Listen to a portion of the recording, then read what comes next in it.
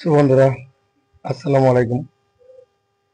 আমি আজকে আপনাদের সাথে একটা কথা শেয়ার করতে যাচ্ছি। সেটা হলো,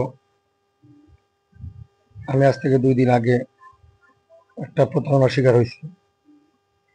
তো প্রতারণায় আমার প্রায় 20,000 টাকা গেছে। তো প্রতারণাটা করছে আমারই কাছের লোক। যাই হোক, সবার কথায় আস্তে আস্তে বলবো। আমাকে ব্র্যাক ব্যাংক থেকে 2 লক্ষ টাকা ঋণ দেওয়ার কথা বলে 20,000 টাকা নিছে। এখন বলতেছে যে টাকা তারা দিবে না। তো ওরা বললেই পারতো যে টাকা দিবে না, আগে থাকতে বললে পারতো। কিন্তু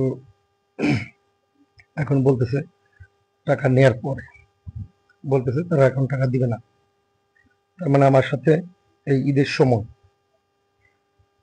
কিছুদিন পরে ঈদ, এই ঈদের সময় তারা আমার কাছ থেকে প্রতারণা করে টাকাটা নিচ্ছে। তো যে আমার এই এলাকার যে লোক ছিল সাথে, সে হচ্ছে অন্যায়পুরের অটো ব্যবসায়ী লোকমান সাহেব। আমরা তাকে লোকমান ভাই বলেই জানি। অটো রিক্সা বানায় এবং কি বিক্রি করে। তো যাই হোক, উনি, ওনার সাথে আমার দীর্ঘদিন ভালো সম্পর্ক ছিল।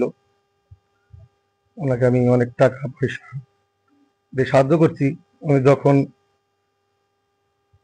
ওনার কাছে টাকা থাকে না, আমার কাছে 40,000 50,000 চাইছে, আমি দিছি। কিন্তু ওনার কাছ থেকে আমি কোনো উপকার পাইনি। যাই হোক, উপকারের আশায় কেউ উপকার করে না। কিন্তু উনি আমার সাথে এই 2 নাম্বারটা কিসের জন্য করলো, এটা আপনারাই ভালো জানেন। আপনারাই বলবেন যে আসলে এরা কেন এইভাবে 2 নাম্বারই করে। আমি অনেকদিন তার সাথে উঠা বসা করছি, তার সাথে চলাফেরা করছি। কিন্তু মনে করেন যে ওনাকে আমি অন্যরকম একটা ভালোবাসতাম। তারপরে একসাথে চলাফেরা যেহেতু করছি, সে ভালো ওনাকে বাসি। কিন্তু উনি আমার সাথে যে 2 নাম্বারটা করছে, আসলে এটা মেনে নেওয়ার মতো না। তো আশা করি উনি এরকম প্রতারণা কারোর সাথে করবেন না। আমার সাথে যে প্রতারণা করছেন, আমার সাথে করবেন না। আর একটা লোক আছে, সেটা হচ্ছে যে সংস্থা থেকে টাকা দেওয়ার কথা ছিল, সেই সংস্থারই এক কর্মকর্তা।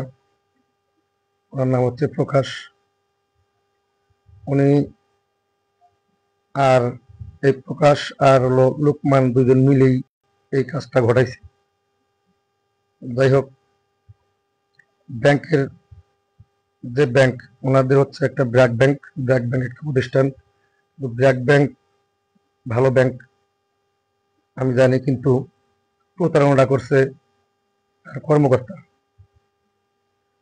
কিন্তু সে আমাকে টাকা দেওয়ার কথা বইলে টাকা নিয়ে কেন সে টাকা দিল না, দিবে না কেন? আমি দীর্ঘ 1 বছর যাবৎ তার ব্যাংকে লেনদেন করে আসতেছি।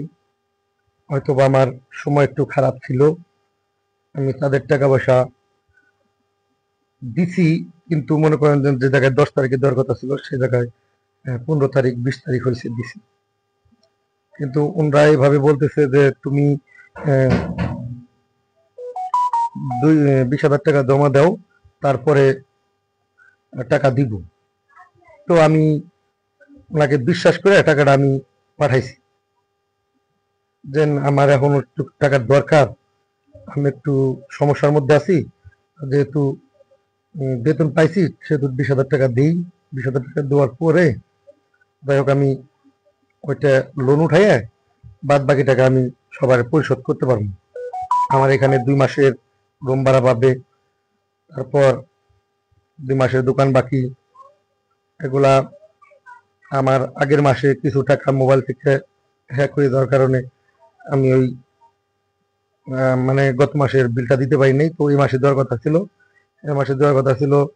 তাও এই বেতন পাওয়ার পর আমি ব্র্যাক ব্যাংকের মাধ্যমে মানে উনি বললো যে টাকাটা দেওয়ার কথা, সেই জন্য টাকাটা দিলাম।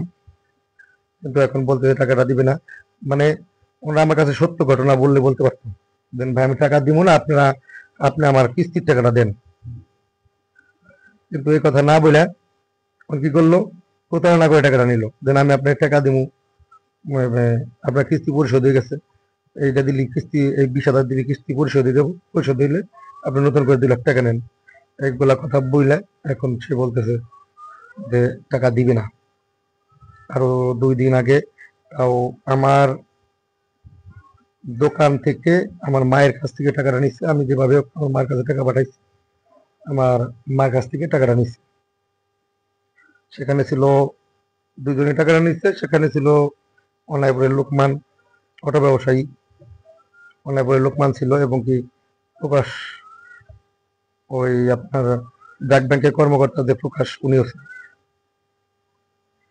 আবার এদিকে প্রকাশ আমার মায়ের কাগজপত্র, মানে লোন দেওয়ার জন্য কাগজপত্র জমা নিয়ে পরে উনি লোন দেন নাই, অনেকদিন এরকম ভাবে ঘুরাইছে। তো এখন আপনারাই বলেন এদের কি করা উচিত আর কি করব।